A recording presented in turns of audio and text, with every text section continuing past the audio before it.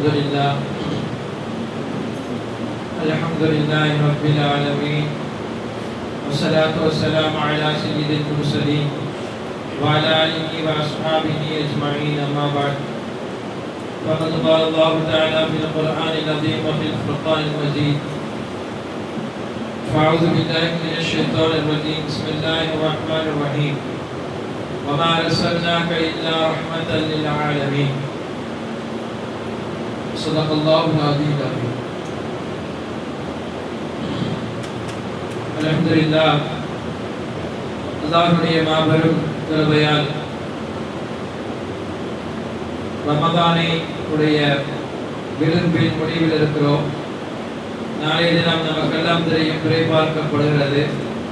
பிறை பார்த்தால் வெள்ளிக்கிழமை 2 குத்துபாவாக இருக்கும். காணப்படவில்லை என்றால் 30 பரிபூர்ணப்படுத்தி சனிக்கிழமை பெருநாளாக இருக்கும். அல்லாஹ்வுடைய மாபெரும் கிருபையால் அல்லாஹ் 30 நோன்பையும் வைக்கக்கூடிய பாக்கியத்தை நம் அனைவருக்கும் தருவானாக.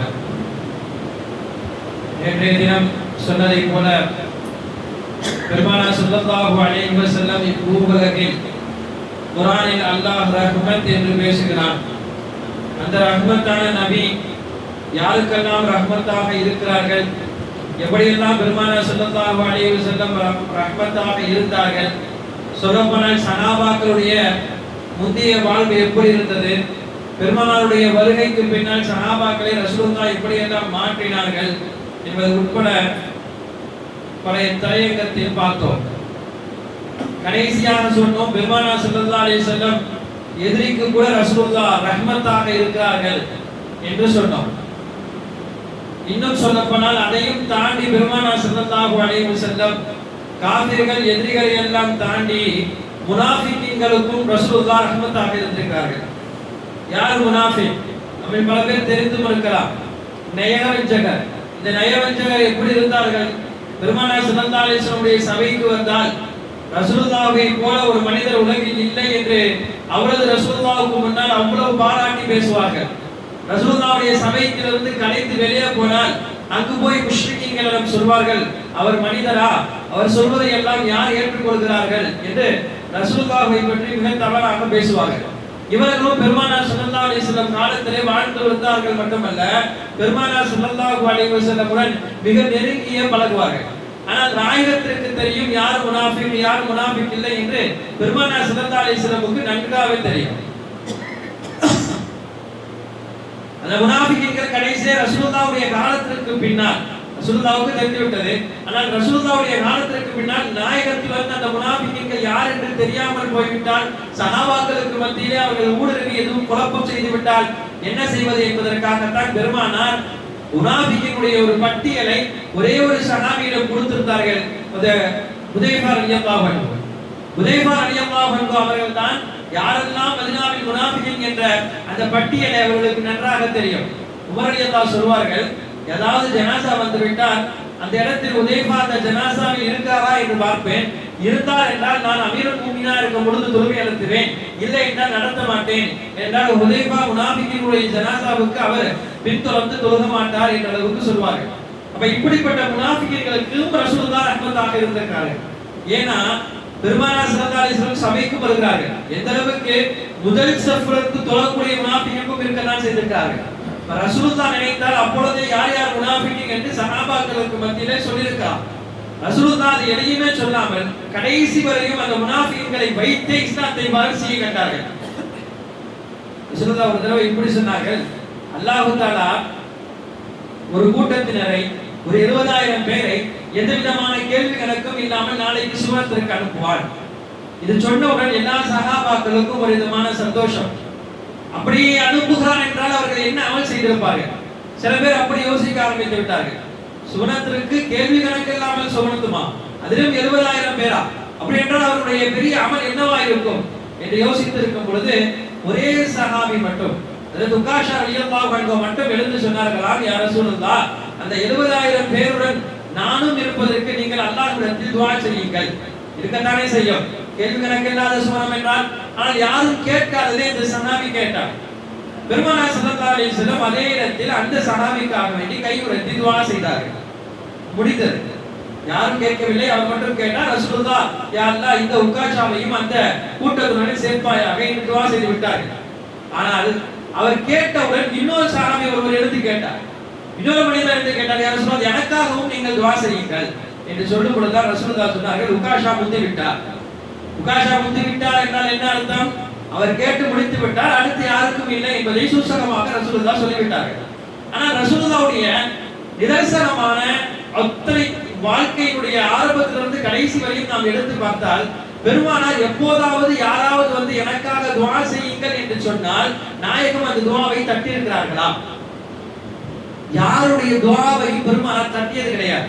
சொல்லப்போனால் கேட்காமலே பல நேரங்களுக்கு பல பேருக்கு ரசூலுல்லாஹ் துஆ செய்திருக்கிறார்கள். இப்போ ஒருவர் வந்து யா ரசூலுல்லாஹ் எனக்காண்டி துஆ செய்யுங்கள் என்றால், ரசூலுல்லாஹ் உனக்காண்டி துஆ செய்ய முடியாது என்று சொல்லியோ, எவ்வளவு பெரிய பாவியாக இருந்தாலும் ரசூலுல்லாஹ் அவருக்கு முன்னாலே அவருடைய பாவத்தை குறித்து அவருக்காக துஆ செய்திருக்கிறார்கள். ஆயிஷா ரலியல்லாஹு அன்ஹா ஒரு தடவை வீட்டில் இருக்கும் பொழுது பெருமானார் ஸல்லல்லாஹு அலைஹி வஸல்லம் வீட்டில் வந்தார்கள். அப்போ பெருமானுடைய முகமலர்ச்சியை ஆயிஷா ரலியல்லாஹு அன்ஹா பார்க்கிறார்கள். எப்போதும் இல்லாமல் ரசூலுல்லாஹ் இந்த தடவை ரொம்ப சந்தோஷமாக இருக்கிறார்களே என்பதை பார்த்துவிட்டு, சந்தோஷத்திலே எப்போதுமே ஒரு மனைவி கணவன் ஏதாச்சும் கேட்கறலாம். ஆனா சாதாரண வாழ்க்கையில ரொம்ப சந்தோஷமா இருந்தா என்ன கேட்பாங்க? பொருளாதாரத்துல ஏதாச்சும் காசு கேட்பாங்க, கொடுங்கன்னு கேட்பாங்க. ஆயிஷா ரலியல்லாஹு அன்ஹா அந்த சந்தர்ப்பத்தை அப்படி ரசூலுல்லாஹ்விடம் பயன்படுத்தி கொண்டார்கள். என்னன்னா, இங்க துனியாக்காரனா கேட்கல, ஒரேடியா மறுமைக்காக வேண்டி கேட்டார்கள் ஆயிஷா ரலியல்லாஹு அன்ஹா, யா ரசூலுல்லாஹ் ரொம்ப சந்தோஷமா இருக்கிற மாதிரி இருக்குது, எனக்காக அல்லாஹ்ட்ட துஆ செய்யுங்களேன். ஒரு மனைவிக்காண்டி கணவன் துஆ செய்யாமலா இருந்திருப்பாரு. இப்ப ரசூலுல்லாஹ் எத்தனையோ தடவை ஆயிஷா ரலியல்லாஹு அன்ஹா காண்டி துஆ செய்திருப்பாரு. ஆயிஷா ரலியல்லாஹு அன்ஹாவுடைய நோக்கம் என்ன? நான் பார்க்க ரசூலுல்லாஹ் எனக்காண்டி துஆ செய்யணும்னு ஒரு ஆசையில கேக்குறாங்க. அப்ப ஆயிஷா ரலியல்லாஹு அன்ஹா பார்க்க பெருமானார் ஸல்லல்லாஹு அலைஹி வஸல்லம் கேட்ட உடனே துஆ செய்தார்களாம், யா அல்லாஹ் ஆயிஷா ரலியல்லாஹு அன்ஹாவை பொறுத்து அவருடைய முன் பின் பாவத்தை மன்னித்தருள், அவருடைய மறைந்து செய்த பாவத்தையும் வெளிப்படையாக செய்த பாவத்தையும் மன்னித்து விடுவாயாக என்று பெருமானார் ஆயிஷா ரலியல்லாஹு அன்ஹா முன்னால் இந்த துஆவை கையுயர்த்தி கேட்டவுடன் ஆயிஷா ரலியல்லாஹு அன்ஹாவுக்கு அந்த சந்தோஷம் தாங்க முடியவில்லை. துள்ளி குதித்து கொண்டு சந்தோஷப்பட்டார்கள். எந்த அளவுக்கு ஹதீஸ்ல வருகிறது, அவருடைய தலை காலில் படும் அளவுக்கு துள்ளி குதித்தார்கள். அவ்வளவு சந்தோஷம்.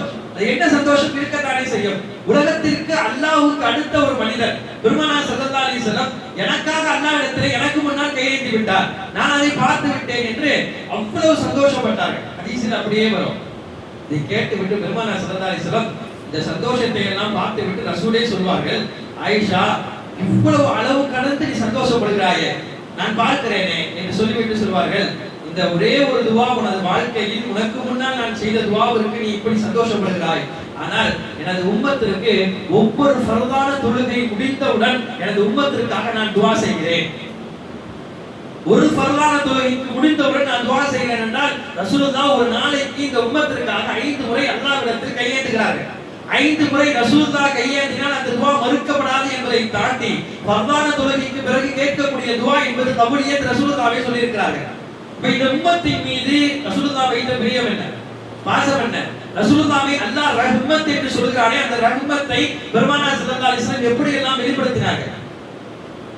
பெருமானார் ஸல்லல்லாஹு அலைஹி வஸல்லம் இது சொன்னவுடன் ஆயிஷா ரலியல்லாஹு அன்ஹா அவர்களுக்கும் சந்தோஷம். இந்த உம்மத்திற்காக ரசூலுல்லாஹ் இவ்வளவு கேட்கிறார்களே என்பதை ஆயிஷா ரலியல்லாஹு உணர்ந்தார்கள். இப்ப அந்த உக்காஷா அப்படிதான் கேட்டார், யா ரசூலுல்லாஹ் எனக்காண்டி துஆ செய்யுங்களேன், நான் கேள்வி கணக்கு எல்லாம் சொல்றதுக்கு போன உக்காஷா ரலியல்லாஹு கேட்க அதுக்கு ரசூலுல்லாஹ் துஆ செஞ்சிட்டாங்க. இன்னொருவர் எடுத்து கேட்டார் என்று சொன்னோம், அவருக்கு ரசூலுல்லாஹ் மறுக்கல துஆ செய்யல, அவர் முந்திட்டாருன்னு சொல்லிட்டாங்க. ஆனா எழுதக்கூடியவர்கள் இதற்கு விளக்கம் எழுதுகிறார்கள், இரண்டாவது எழுந்தவர் யார் என்று சொன்னார், அவர் சஹாபி கிடையாது, அவர் ஒரு நயவஞ்சகர், அவர் முனாஃபிக். அவர் முனாஃபிக் என்பதற்காக ரசூலுல்லாஹ் அந்த துஆவை மறுத்தார்கள். துஆவை மறுத்த நாயகம் என்ன சொல்லி இருக்கலாம்? அவர் கேட்டார்னா உண்மையிலே உள்ள அச்சத்துடன் கேட்கிறார். ஆனால் நீ கேட்கிறாய் என்றால் நீ ஒரு முனாஃபிக் என்று சஹாபாக்களுக்கு முன்னாலேயே அவரை கேவலப்படுத்தி உட்கார வைத்திருக்கிறார். ரசூலுல்லாஹ்வுக்கு அந்த இடத்துல தகுதி இருக்கிறது. ஆனா ரசூலுல்லாஹ் அதெல்லாம் வெளிப்படுத்தவே இல்லை. சஹாபாக்களுக்கு மத்தியில அவர் யார் என்று கூட ரசூலுல்லாஹ் காட்டி கொடுக்கிறார். நாயகம் நினைச்சா காட்டி கொடுத்திருக்கலாம். அதைத்தான் சொல்கிறார்கள், ரசூலுல்லாஹி ஸல்லல்லாஹு அலைஹி வஸல்லம் ரஹ்மத் என்பது வெறும் எதிரிகளுக்கோ முஸ்லிம்களுக்கோ அல்ல, அதையெல்லாம் தாண்டி முனாஃபிக்குகளுக்கும் பெருமானார் ஸல்லல்லாஹு அலைஹி வஸல்லம் ரஹ்மத்தாக இருந்திருக்கிறார்கள். அல்லாஹ் ரஹ்மத் என்ற இந்த வார்த்தையினுடைய அளவுக்கு அடித்தமான இந்த தேவைகளை நாம் புரிந்து கொள்ள முடிகிறது. இல் ஆலமீன் என்று அல்லாஹ் சொல்லக்கூடிய அகிலத்தாருக்கு ரசூலுல்லாஹ் அருட்கொடை என்பதற்கு ஒவ்வொரு இனத்தவர்களையும் தாண்டி பெருமானார் ஸல்லல்லாஹு அலைஹி வஸல்லம் இந்த உம்மத்தில் அருட்கொடையாக இருந்திருக்கிறார்கள். சிறுவருக்கு ரசூலுல்லாஹ் அருட்கொடை என்று சொன்னோம், பெரியவர்களுக்கு அருட்கொடை என்று சொன்னோம். அதையெல்லாம் தாண்டி போனா புத்தி சுவாதீனம் இல்லாத, அறிவில்லாத, புத்தி சுவாதீனம் இல்லாத பைத்தியங்களுக்கும் கூட பெருமானார் அருட்கொடையாக இருந்திருக்கிறார்கள். இதெல்லாம் நம்மளால சிந்திக்கவே முடியாது. பெருமானார் ஸல்லல்லாஹு அலைஹி வஸல்லம் மதீனாவிலே ஒரு புத்தி சுவாதீனம் இல்லாத பெண் எப்பொழுதுமே ரசூலுல்லாஹை பார்த்து விட்டு போகுவார். சஹாபாக்களுக்கு இது நல்லா தெரியும். பல சஹாபாக்களுக்கு மத்தியிலே திடீர்னு அந்த பெண் ஓடி வரும் பொழுது சஹாபாக்கள் தடுத்து விடுவார்கள். பெருமானாரை பல நேரத்திலே நெருங்குவதற்கு முயற்சித்தால் பெருமானார் ஸல்லல்லாஹு அலைஹி வஸல்லம் சுற்றி இருந்த சஹாபாக்கள் தள்ளி கொண்டு போயிருவாங்க. ஆனா இந்த விஷயம் எல்லாம் ரசூலுல்லாஹ்வுக்கு தெரியாது. பெருமானார் ஸல்லல்லாஹு அலைஹி வஸல்லம் ஒரு தடவை கண்களுக்கு முன்னாலே கண்ட பொழுது அந்த பெண்மணி ஓடி வரும் பொழுது சஹாபாக்கள் பிடித்ததை ரசூலுல்லாஹ் பார்த்துட்டாங்க. பார்த்த உடனே சொன்ன வார்த்தை, ஏன் பிடிக்கிறீங்க, விட்டுருங்க, அவளை விடுங்க ரசூலுல்லாஹ் சொன்னாங்க. யார் ரசூலுல்லாஹ், இல்ல விடுறதுக்கு ஒண்ணும் கிடையாது, இந்த பெண் கொஞ்சம் ஒரு மாதிரி, அதனால தான் பிடிக்கிறோம், நான் பார்த்துக்கிறேன், நீங்க கையெடுங்க ரசூலுல்லாஹ் சொன்னாங்க. கையெடுத்த பிறகு அந்த பெண் நின்று விட்டு ரசூலுல்லாஹ்வுக்கு அருகில் வருகிறார். சஹாபாக்கள் எல்லாம் இங்க பயம், ஏன்னா புத்திசாலிகள் பெண் எதுவும் செஞ்சுட்டா என்ன செய்ய முடியும், யாரும் கேட்க கூட முடியாது. ரசூலுல்லாஹை சுற்றி இந்த சஹாபாக்களுக்கு ஒரு விதமான பதட்டம் இருந்து கொண்டே இருந்தது. கிட்ட வந்து அந்த பெண் சொன்னால், யா ரசூலுல்லாஹ், நான் உங்களிடம் கொஞ்சம் தனியாக பேச வேண்டும். பயம் கூட கொஞ்சம் வந்துருச்சு. இதையும் சுத்தி சஹாபாக்கள் இருக்கிறாங்க, பேசினா ஏதாச்சும் ஒரு நாள் தடுத்துடலாம். இப்ப தனியா பேசணும் அப்படின்னா ரசூலுல்லாஹை தனியா கூப்பிடுறாங்களே, என்ன ஆகும் ஏதாகும் என்று சஹாபாக்கள் ரசூலுல்லாஹ் அனுமதிக்க கூடாதுன்னு நினைக்கிறாங்க. பெருமானார் ஸல்லல்லாஹு அலைஹி வஸல்லம் கேட்ட உடனே அனுமதி கொடுத்துறாங்க. இங்கேயே போக சொல்லிடுவா, இங்க எல்லாரும் போக சொல்லிடுறேன், இங்கேயே பேசலாமா? அந்த பெண் சொல்கிறாங்க, இல்ல இந்த இடம் சரிப்படாது, என் கூட கொஞ்சம் தூரம் நீங்க வாங்க. சஹாபாக்கள் தடுத்தார்கள், யார் ரசூலுல்லாஹ் வேண்டாம், அந்த பெண் கொஞ்சம் புத்தி சுவாதீனம் இல்லாத பெண், எதனால இங்க வச்சே பேசலாமே சொல்றாங்க. பெருமானார் ஸல்லல்லாஹு அலைஹி வஸல்லம் இல்லை, அவள் ஆசைப்படுகிறாள், நான் உம்மத்து முஹம்மதியாவுக்கு ரஹ்மத் என்பது அந்த பெண்ணுக்கும் நான் தான் ரஹ்மத் என்று சொல்லி பெருமானார் ஸல்லல்லாஹு அலைஹி வஸல்லம் அந்த பெண் அடைத்த கொஞ்சம் தூரத்துக்கு ரசூலுல்லாஹ் போறார். அந்த இடத்துல இருந்து ரசூலுல்லாஹை உட்கார வைத்துவிட்டு அந்த பெண்மணி ஏதோ பேசுகிறார். ஏதோ பேச ரசூலுல்லாஹி ஸல்லல்லாஹு அலைஹி வஸல்லம் தலை அசைத்து கேட்கிறார்கள். அது என்ன பேசுறாங்க, ஏது பேசுறாங்க, இங்க இருந்த சஹாபாக்களுக்கு ஒண்ணும் புரியல. அங்கிருந்து எல்லாம் முடிச்சிட்டு ரசூலுல்லாஹ் வரும் பொழுது சஹாபாக்கள் கேட்டார்கள், ரசூலுல்லாஹ், அந்த பெண்மணி புத்திசாலியான பெண்மணி, அவள் பேச்சை இந்த மதீனாவில் கேட்பதற்கு யாரும் தயார் இல்லை, ஆனால் நீங்கள் மட்டும் உட்கார்ந்து அமைதியாக கேட்டீர்கள், என்னமோ புரிந்ததை போல உங்களுக்கும் அவர்களுக்கும் ரொம்ப அந்யோன்யமாக பேசுவதை போல பேசினீர்களே, என்ன யார் ரசூலுல்லாஹ் பேசினீர்கள் என்று கேட்கும் பொழுது ரசூலுல்லாஹ் சொன்னார்கள், என்ன பேசினமோ தெரியாது, அவள் சில வார்த்தைகளை சொன்னால் நானும் தலையசைத்து சொன்னேன், ஆனால் கடைசியாக ஒரு வார்த்தையை சொன்னால் எனக்கு புரிந்தது என்னவென்றால், இந்த மதீனத்து நகரிலே முஹம்மது ஸல்லல்லாஹு அலைஹி வஸல்லம் உங்களை தவிர எனது பேச்சை கேட்பதற்கு யாரும் அருகதை இல்லை, யாரும் என்னை அழைத்து எனது பேச்சு என்ன என்று கேட்கப்படவில்லை, எல்லோரும் என்னை தள்ளி வைத்தார்கள், ஆனால் நீங்கள் மட்டும் தான் என்னை அரவணைத்தீர்கள், உலகத்தில் நீங்கள் முஹம்மது ஸல்லல்லாஹு அலைஹி வஸல்லம் அல்லாஹ்வுடைய தூதர் என்பதற்கு நான் சாட்சி கூறுகிறேன். பெருமானார் ஸல்லல்லாஹு அலைஹி வஸல்லம் அப்போது சஹாபாக்கள் சொன்ன வார்த்தை தான், எவ்வளவு பெரிய புத்திசாலியம் இல்லாத ஆளாக இருக்கட்டும், கொஞ்சம் அவர்கள் என்ன சொல்கிறார்கள் என்பதை அமைதியாக கேளுங்க. அதை கேட்டு கொஞ்சம் நீங்கள் அவரிடம் பேச ஆரம்பித்தால் அதுதான் அவர்களுக்கு பெரிய மருந்தாகவே அமையும் என்று சொன்னார்கள். ரசூலுல்லாஹ் அன்னைக்கு சொன்னதை இன்னைக்கு சைக்காலஜி டாக்டர் எல்லாம் சொல்றாங்க. சில ஸ்கூல்ல எப்படி வைக்கிறாங்கன்னா, கொஞ்சம் அறிவு மங்கிய மாணவர்களுக்கு தனியா ஒரு கிளாஸ் வச்சு தனியா ஸ்கூல் வச்சு செய்யறாங்க. ஆனா அதெல்லாம் சைக்காலஜி டாக்டர் என்ன சொல்றாங்கன்னா, அதெல்லாம் செய்யக்கூடாதுங்கிறாங்க. அந்த பிள்ளைகளை நீங்கள் தனிமைப்படுத்த வேண்டாம், அந்த பிள்ளைகளை சார்ந்த அறிவுடைய பிள்ளைகளுடன் நீங்கள் சேர்க்க வேண்டாம், அந்த பிள்ளைகளையும் நீங்க எப்படி நடத்தணும்னு சொன்னா, அந்த பிள்ளைகளும் சரிசமமாக நல்ல பிள்ளைகளாக இருக்கக்கூடிய பிள்ளைகளுடன் சேர்த்து பழக விடுங்க, கொஞ்சமாக பேசட்டும், கடைசியில அந்த அறிவு சமவயமாக ஆகிவிடும் என்று தற்போது டாக்டர்கள் சொல்லக்கூடிய அறிக்கை. பெருமானார் ஸல்லல்லாஹு அலைஹி வஸல்லம் இந்த உலகத்தில் அப்படிப்பட்ட புத்திசுவாதிகள் இல்லாத பெண்களுக்கும் நாயகம் தான் ரஹ்மத்தாக இருந்திருக்கிறார்கள். ரஹ்மத் என்ற வார்த்தைக்கு மிகப்பெரிய அர்த்தத்தை நாம் பார்க்க முடிகிறது. எல்லோருக்கும் பெருமானார் ரஹ்மத்தாக இருந்திருக்கார்கள். பாவிகளை தாண்டிய பெரும்பாவிகளுக்கெல்லாம் பெருமானார் ரஹ்மத். ரசூலுல்லாஹ்விடம் சில விஷயங்களை கேட்பதற்கே சஹாபாக்கள் கூச்சப்படுவார்கள். நான் பாவம் செஞ்சிட்டேன்னா ரசூலுல்லாஹ்ட்ட போய் நான் இந்த பாவம் செஞ்சிட்டேன் யா ரசூலுல்லாஹ், இதுக்கு என்ன பரிகாரம் என்று கேட்பதற்கு பயம் வரும். ஏன்னா ரசூலுல்லாஹ்ட்ட போய் நான் சொல்லணும்னா ரசூலுல்லாஹ் என்னை எப்படி பார்த்துருவாங்க என்ற நடுக்கத்திலே அவ்வளவாக பெருமானார் ஸல்லல்லாஹு அலைஹி வஸல்லம் தான் செய்த பாவத்தை எல்லாம் வந்து சொல்வதற்கு சஹாபாக்களுக்கு துணிவு இருக்கார். ஆனா ஒரு இளைஞர் வந்தவர் சொன்னாரு, நான் இஸ்லாத்துல இல்ல, இஸ்லாத்துக்குள்ள வந்துடுறேன், இஸ்லாத்துக்குள்ள வர்றதுக்கு தயாராக இருக்கிறேன், எல்லா அமல்களையும் செய்யறேன், ஆனா எனக்கு ஒரே ஒரு விஷயத்திற்கு மட்டும் அனுமதி கொடுங்கள் என்று இளைஞர் கேட்டார். விபச்சாரம் செய்வதற்கு எனக்கு அனுமதி தாருங்கள் என்று கேட்கிறார். விபச்சாரம் செய்வதற்கு அனுமதி தாருங்கள். சுற்றி இருந்த சஹாபாக்கள் எல்லாம் பார்த்து அசந்து போகிறார்கள். என்ன மார்க்கத்தில் அவர் என்ன கேட்கிறார்? அல்லாஹ் குர்ஆனில் சொல்கிறார், விபச்சாரம் செய்வதல்ல, விபச்சாரத்தின் பக்கம் நீங்கள் நெருங்க கூட வேண்டாம் என்று குர்ஆனுடைய வசனம். இப்ப ரசூலுல்லாஹ்விடம் இவ்வளவு தைரியமாக கேட்கிறாரே, என்ன துணிச்சல் இவருக்கு என்று சஹாபாக்கள் எல்லாம் அவருடைய பார்வை வேறு மாதிரியாக அவர் மீது படும் பொழுது பெருமானார் ஸல்லல்லாஹு அலைஹி வஸல்லம் மட்டும் அவரை தனியாக உட்கார வைத்து அவரிடம் கொஞ்ச நேரம் பேசினார்கள். எதற்கு இப்படி சொல்றீர்கள், ஏன் இப்படி சொல்றீர்கள் என்று அவரை பற்றி ரசூலுல்லாஹ் கொஞ்சம் பேசிவிட்டு அதுக்கு ஒரு நாயகம் ஸல்லல்லாஹு அலைஹி வஸல்லம் சொன்னார்கள், நீங்கள் கேட்கிறீர்கள், உங்களுடைய கேள்விக்கு நானும் அனுமதி கொடுத்து விடலாம், ஆனால் அதற்கு முன்னால் ஒரு விஷயம் கேட்கிறேன் என்று சொல்லிவிட்டு ரசூலுல்லாஹ் சொன்னார்கள், உங்களுடைய தாயிடமோ உங்களுடைய சகோதரிடமோ வேற யாராவது இப்படி கேட்டால் உங்களால் அது பொறுத்துக் கொள்ள முடியுமா? ரசூலுல்லாஹ் அது எப்படி என் தாய்க்கு என் சகோதரிக்கு அப்படி பேச முடியும்? அப்ப நீங்கள் கேட்கக்கூடிய பெண்ணுக்கும் யாராவது ஒருவர் அப்படி இருக்கத்தானே செய்வார். அப்ப இது செய்வது என்பது சரியா என்று பெருமானார் ஸல்லல்லாஹு அலைஹி வஸல்லம் அவர் சொல்லும் பொழுது அந்த மனிதர் சொன்னார், யா ரசூலுல்லாஹ், எனது உள்ளம் சில நேரங்களில் இது போல தூண்டல்களால் உள்ளம் கேட்கிறது, என்ன செய்வது என்று தெரியாமல் கேட்டு விட்டேன் என்று சொல்லும்போது ரசூலுல்லாஹ்வுடைய இதயத்திலே கை வைத்து அவருடைய பரிசுத்தத்திற்காக துஆ செய்தார்கள். அதற்கு பிறகு அவர் பரிசுத்தம் அடைந்தவராக ஆகி போனார் என்பது வரலாற்றின் பதிவு. பெருமானார் ஸல்லல்லாஹு அலைஹி வஸல்லம் வந்தவர்களை எல்லாம் எப்படி பரிசுத்தப்படுத்தியிருக்கார்கள், எப்படி ரஹ்மத்தாக இருந்திருக்கார்கள். எந்த பாவம் வெளிப்பட்டாலும் பெருமானார் அந்த பாவத்தை வெளிப்படுத்த மாட்டார்கள். யாராவது சஹாபாக்கள் ரசூலுல்லாஹ் உங்களுக்கு தெரியுமா, அந்த சஹாபி அப்படி செய்யறார் இப்படி செய்யறான்னு சொன்னாலே ரசூலுல்லாஹ் சொல்வார்கள், கொஞ்சம் இருந்தீங்களா, எந்த சஹாபியுடைய தவறை பற்றியும் குறையை பற்றியும் என்கிட்ட சொல்லாதீங்க. அந்த மாதிரி சொல்ல வேண்டும் என்றால் நீங்க என்கிட்ட வராமே இருக்கலாம். உங்களை பற்றி சொல்ல வேண்டும் என்றால் பிரச்சனைகள் இருந்தால் சொல்லுங்க, கேட்கிறேன், அதற்கு நிவாரணம் சொல்கிறேன். ஆனால் எவருடைய குறைகளையும் என்னிடத்திலே சொல்ல வேண்டாம் என்று பெருமானார் ஸல்லல்லாஹு அலைஹி வஸல்லம் பல கட்டத்திலே சஹாபாக்களிடம் பேசுகிறார்கள். அப்ப எப்படிதான் சரி செய்வது? ரசூலுல்லாஹ்வே சில குறைகளை சஹாபாக்கள்ட்ட பார்த்திருக்காங்க. அந்த சஹாபாக்கள்ட்ட பார்த்த குறையெல்லாம் ரசூலுல்லாஹ் எப்படி சரி செய்திருக்காங்க?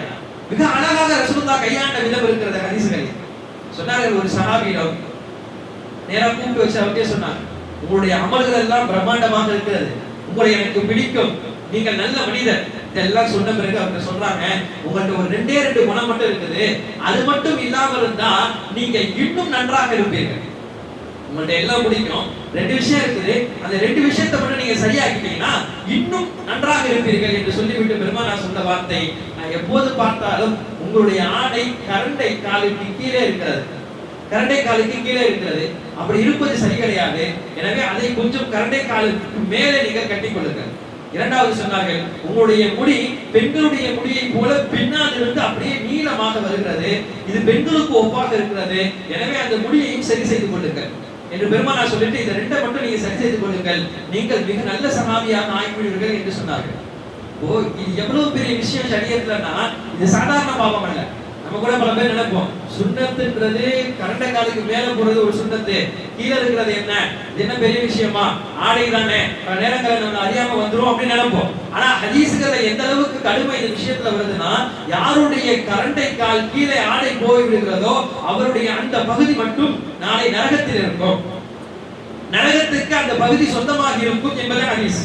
இதையும் தாண்டி ஒரு ஹதீஸ் இருக்கிறது, அல்லாஹ் தஆலா பல பேர்களை அல்லாஹ் தன்னின் பக்கம் அழைத்துக் கொள்வான், தன்னை அல்லாஹ் காட்டுவான், அல்லாஹ்வை நேரடியாக பார்க்கக்கூடிய பாக்கியம் சுவனத்தில் முஸ்லிம்களுக்கு கிடைக்கும்.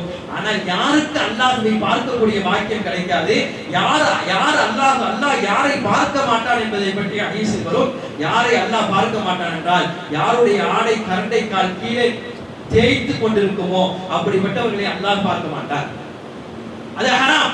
ஒரு ஹராமை ரசூலுல்லாஹி ஸல்லல்லாஹு அலைஹி வஸல்லம் அதை எப்படி அழகாக எடுத்து சொன்னார்கள்.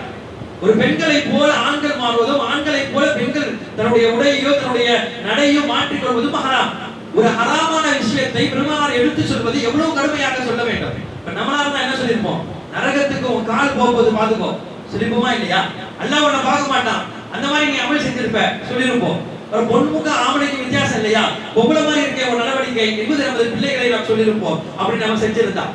இப்ப ரசூலுல்லாஹ் அதையெல்லாம் தவிர்த்து விட்டு எப்படி சரிபடுத்துகிறார்கள், நீ நல்ல மனிதர், எடுத்தோட இந்த வார்த்தை தான், நீ நல்ல மனிதர், ஆனா இந்த ரெண்டு விஷயம் போட்ட இல்லைன்னா இன்னும் நீங்க அழகாக இருப்பீர்கள் என்பது சஹாபாக்களை பண்படுத்தக்கூடிய வார்த்தை. உமர் ரலியல்லாஹு மகன் அப்துல்லா அவர்கள் சொல்வார்கள், என்னிடம் ரசூலுல்லாஹி ஸல்லல்லாஹு அலைஹி வஸல்லம் ஒரு தடவை என்று சொன்னார்கள், நிஅமர் ரஜுலு அப்துல்லா, மனிதர்களில் அப்துல்லா மிக சிறந்த மனிதராக இருக்கிறார். அவர்கிட்டே சொல்லலாம், நீங்க ரொம்ப நல்ல மனிதர், நல்ல மனிதர் என்று சொல்லிவிட்டு பெருமானார் ஸல்லல்லாஹு அலைஹி வஸல்லம் அடுத்து சொன்னார்களாம், ஆனால் உங்களிடம் நான் ஒரு விஷயத்தை பார்க்கிறேன், நீங்கள் தஹஜ்ஜத் தொழுவதை போல நான் பார்க்கவில்லை, நீங்கள் தஹஜ்ஜத்தை தொடர்படியாக தொழுதால் இன்னும் உங்களுடைய நெருக்கம் அல்லாஹ்விடத்தில் அதிகமாகிவிடும். தஹஜ்ஜத்தை பேணிக் கொள்ளுங்கள் என்பதை பெருமானார் ஸல்லல்லாஹு அலைஹி வஸல்லம் மிக அழகாக எடுத்து சொல்வார்கள். உமர் இப்னு அப்துல்லா இப்னு உமர் ரலியல்லாஹு அன்ஹு அவர்கள் சொல்கிறார்கள், எனது வாழ்க்கையில் பெருமானார் ஸல்லல்லாஹு அலைஹி வஸல்லம் இதை சொன்ன பிறகு நான் ஒரு முறை கூட தஹஜ்ஜத்தை விட்டது கிடையாது என்று சொல்வார்கள். ரசூலுல்லாஹ் அந்த சொன்ன விதம் என்பது சஹாபாக்களுக்கு பிடித்தது மட்டுமல்ல, அவர்கள் வாழ்க்கையை மாற்றுவதற்கு அது மிகச் சரியாக இருந்தது. எனவே பாவத்தை எடுத்து சொல்வது மிக எளிதானது. யாரு குறையனாலும் ஈஸியா சொல்லிடலாம். ஆனா சொல்லக்கூடிய முறை என்பது அழகாக இருக்கணும். பெருமானார் ஸல்லல்லாஹு அலைஹி வஸல்லம் வாழ்க்கை எப்படியோ பெருமானாரை தொடர்ந்து வந்த சஹாபாக்கள் அப்படி, பெருமானாருடைய வீட்டில் இருந்த அனைவரும் அப்படியாக இருந்தார்கள்.